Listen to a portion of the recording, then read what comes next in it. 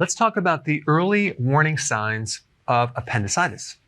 Now, first of all, do we really need our appendix? I mean, isn't it just an extra organ? Well, actually, you do need your appendix. It serves a very, very important purpose. It's your insurance policy. It's your backup for when you get food poisoning and get diarrhea, or you have some type of gut infection where you have diarrhea and you lose your good bacteria. So there's a concentrated amount of good bacteria and immune factors that's sitting in this appendix that will be released if you have diarrhea, because your body wants to prevent the bad bacteria from stepping in and taking over. So it's there to help you replenish the good bacteria. So here we have the small intestine over here, and it connects with a little valve called the ileocecal valve. And then you have the large intestine, okay? And the appendix is right down here.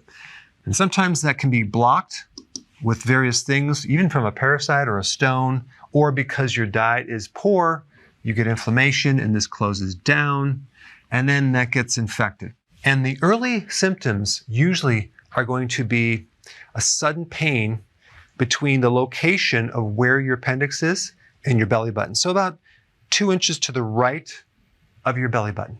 Okay, you're going to notice this sudden pain right there, or nausea, or you're going to have bowel changes, diarrhea or constipation, or pain around your belly button.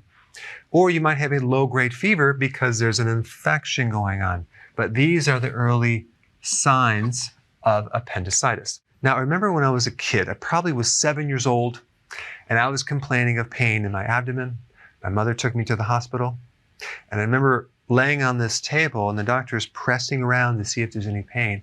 And I remember him pressing right over this point, and it hurt really bad, and I didn't say anything. So that could have been a potential big problem, but it really wasn't. It was probably something I ate because I lived on sugar back then, but I said there wasn't pain, and then I went home and nothing ever occurred from that. But there's some really important things that you could do to prevent appendicitis. And number one is making sure you have enough probiotics. There's many different types of probiotics out there. You get one that survives the stomach, but probiotics can act to protect the colon against infection. So probiotics are really, really, really important in keeping your immune system really, really strong, and also making healthy lactic acid to prevent the unfriendly bacteria and things that can set in the lower colon. Number two, make sure you have enough fiber to feed these microbes, okay? And I'm talking about vegetables. That would be a good thing. Number three, cut the sugar down because pathogens love sugar and we want to avoid sugar, thus the ketogenic diet, right? Okay, garlic is really good to kill off microbes and prevent infections in the large intestine. Thyme is an herb. Rosemary is a good natural antibiotic, but it only really kills the bad guys, not the good guys.